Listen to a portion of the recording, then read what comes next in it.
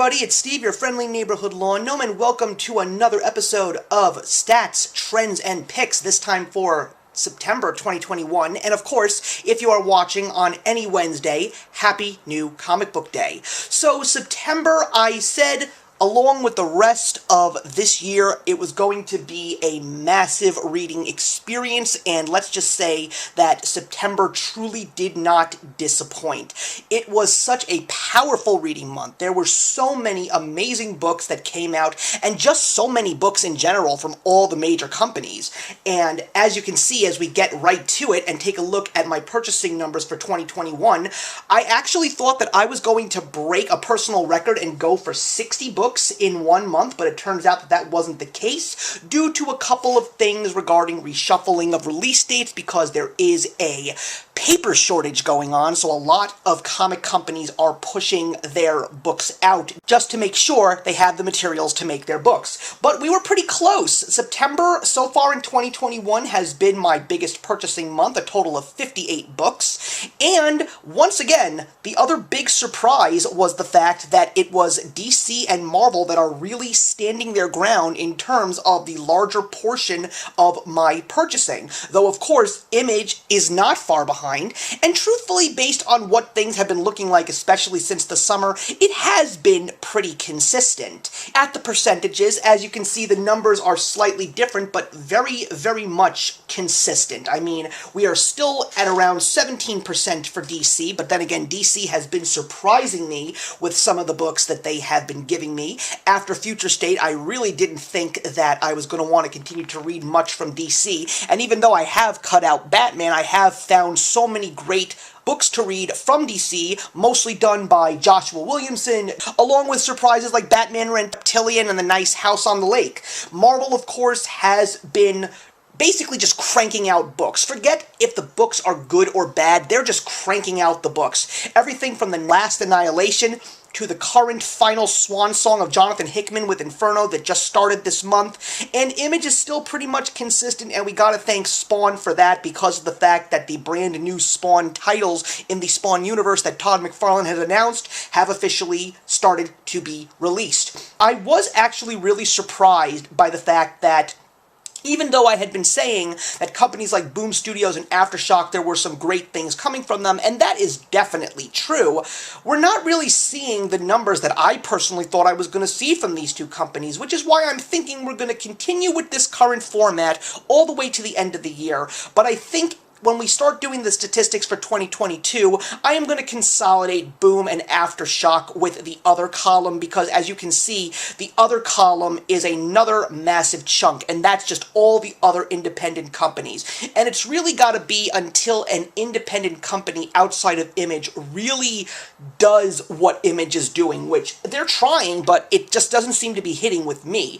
But still, no problem with that. I mean, everything I'm picking up from these two individual companies has been great. I've been saying that all the best reads are from Aftershock Comics, and a lot of people who I have been promoting these to have definitely agreed. Finally, when we take a look at the graph, you can see Marvel, DC, Image, pretty much neck and neck, but it is really cool to see the gray ribbon in other really climbing up there, and now they're pretty much tied with DC at this point in time, which is still pretty cool. And I'm really curious to see what October is going to hold. So when it comes to my predictions of what was going to be the best comic book each week in the month of September, and keep in mind, another main reason why it was such a productive and spending heavy month in September is because there were 5 new comic book Wednesdays. So the good thing is, I actually predicted 2 times correctly, and I have to admit I'm very happy with myself. I said that for the first week of September, the best was going to be Ron Mars's new miniseries Almost American, and I was not wrong. This was definitely a very cool read. I love the fact that it is also being co-written by one of the actual people that this story is about. And before I continue on, I actually had the pleasure of meeting the man himself, Ron Mars, and I got another copy of Almost Almost American signed by him, along with another personal thing that I had that I just thought would be really cool to sign. And once again, this is Almost American #1 from Aftershock Comics, and like I said, Aftershock is where the good stories are. So I'm really glad that I picked this book up because it definitely was a very interesting read. Now, when it comes to the second week in September, I thought that it was going to go to IDW's Teenage Mutant Ninja Turtles: The Last Ronin #4, a book that a lot of people like myself have been waiting for, but wouldn't you know, it ended up being pushed 2 weeks out, so this ended up not even getting released in the second week of September, and it came out on the 4th week in September, and to be honest with you guys, it was not my favorite read. I just wanted to let you guys know it was good, but for the penultimate issue, you would anticipate something bigger. So I'm just really hoping with one more book in this series, we're going to get a truly grand finale because this story has been great. So what was my favorite book that came out in the second week of September? Well, it was a brand new Dark Horse comic book from Jeff Lemire, who I've been trying to read a lot more from anyway, May's book #1. This is very 80s Labyrinth, Dark Crystal kind of thing. Definitely something that Neil Gaiman would approve of. Everything from the story, it's captivating, it's mysterious, and the art looks so primitive yet so complex. It looks like a child's watercolor artwork, but it's beautifully done, and it fits this story so perfectly. I was expecting this one to be a good read, but I didn't expect it to be the great read that it was. And let me just say that I am really excited to get the second issue and see where this series continues to go.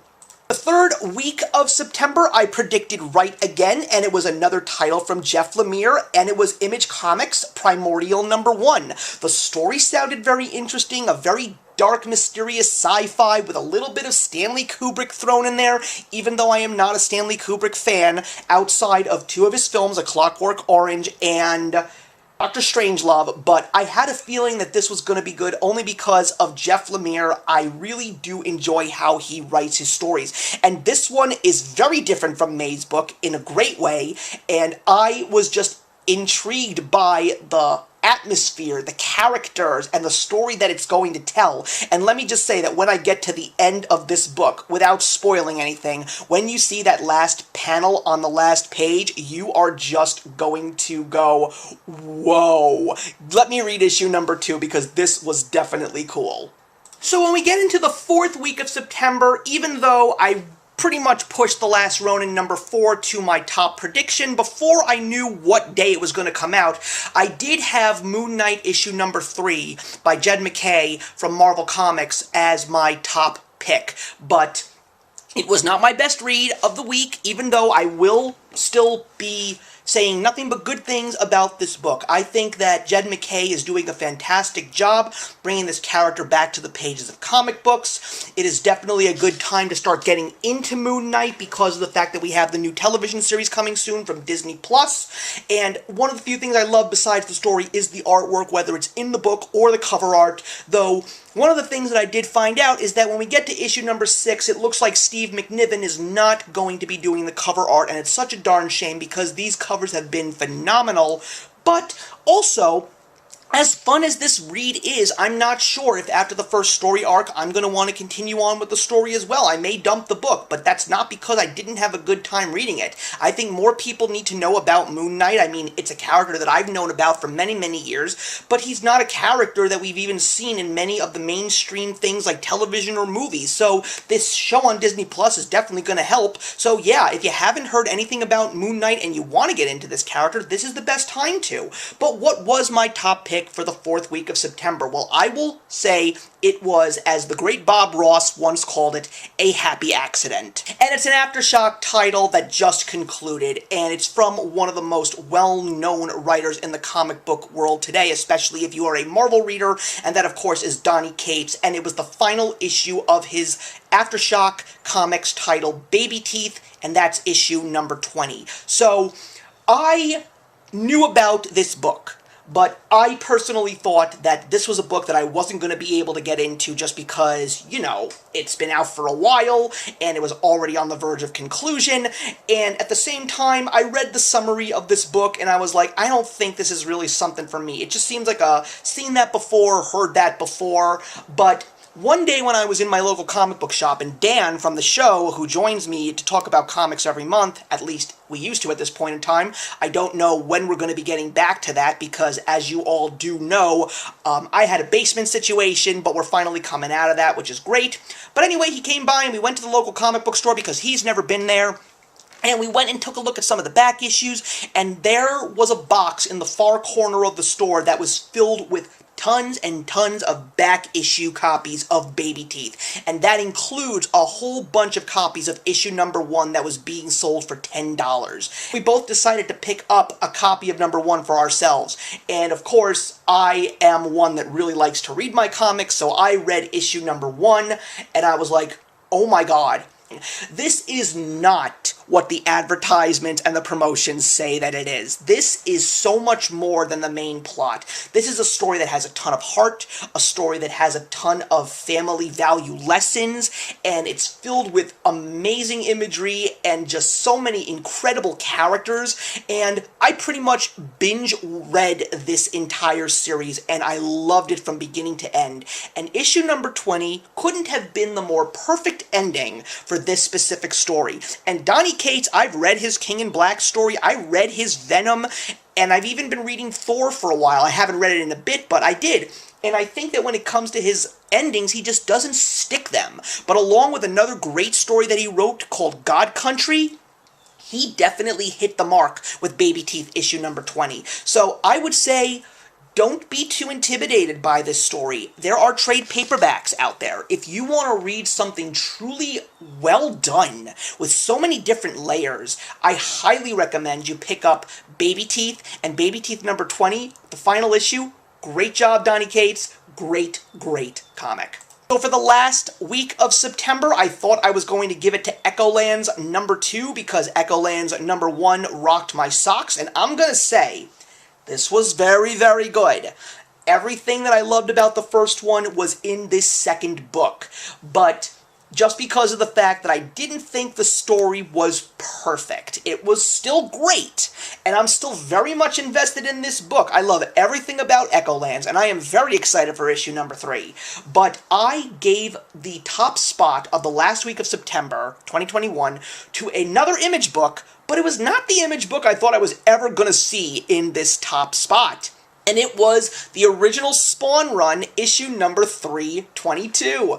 Todd McFarlane gave me a really fun story in this one. I mean, I've been back into Spawn since 300, and I even went to get some back issues going all the way back to 288, which is basically where the story 2300 goes. And this story is still continuing on from that main storyline, and it does have a couple of points that you really can stop, but every single time I finish a Spawn issue, I'm just like, I really just want to continue to see where this goes. So this one was just Spawn being his badass self, and if you are a fan of the movie Saw, you are going to love how he deals with the enemy in this book, but I really have no idea where this story is going at this point in time, especially if it's being intertwined with the other Spawn comics that are coming out right now, which are King Spawn, which has already gotten our first 2 issues. We've got Gunslinger Spawn coming out in October, and we've got The Scorched coming out in December, so maybe I'll stop at issue 325, I don't know, I kind of want to stop at a round number, but at this point in time, every single time I put down a Spawn issue, it just makes me want to read more. So, well done! Great to see Spawn in the top spot! And that's going to conclude all of my top picks for September 2021, so what are we looking forward to in October 2021? Well, it's going to go back to 4 weeks, so we've only got 4 comics to think about, and I am going to give the top spot of the first week of October once again to Aftershock and Ron Mars with Almost American issue number 2. I just really loved the first one. I would love to see myself be correct on this a second time around. It was great to actually see myself really know where the good story was for the first week of September 2021, so I'm really hoping that this continues to be the best stories in October 2021. Then we're going to go with May's book, issue number 2 from Dark Horse Comics in the second week of October. I just loved the first one, and I am really excited to see where May's book goes with issue number 2.